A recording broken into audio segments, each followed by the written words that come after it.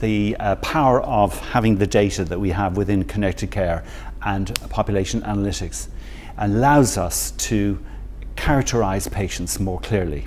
So we can understand individual patients, probably for the first time, real time certainly.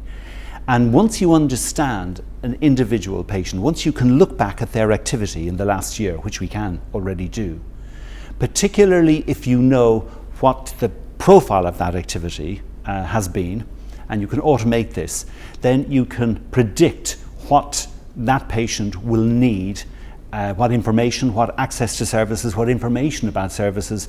Do they need specific additional help, possibly through social prescribing, so that we can give that information to a patient that will make them more independent of the system and of relevance to them.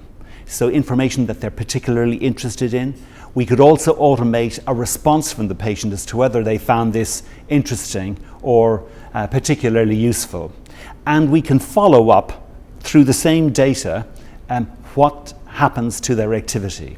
So in that way, it can reduce the information gap that some patients have, which is a real big contribution to health inequalities. Also, we can tell which deprivation decile they're in. And we know that if they're in the first 4 deciles, that health inequalities will be a particular issue for them.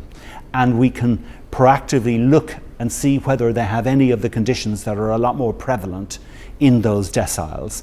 And we can keep building. It's a never-ending story. We can keep building because the data is that powerful, because the tool is that powerful, and because we have the data from a wide range of partners in the system. So it will be a learning curve, but we will build on each of those blocks that we can build on to get this more right for a larger number of patients. But never forgetting that the patient is an individual at the end of the day, but our system can cope with that.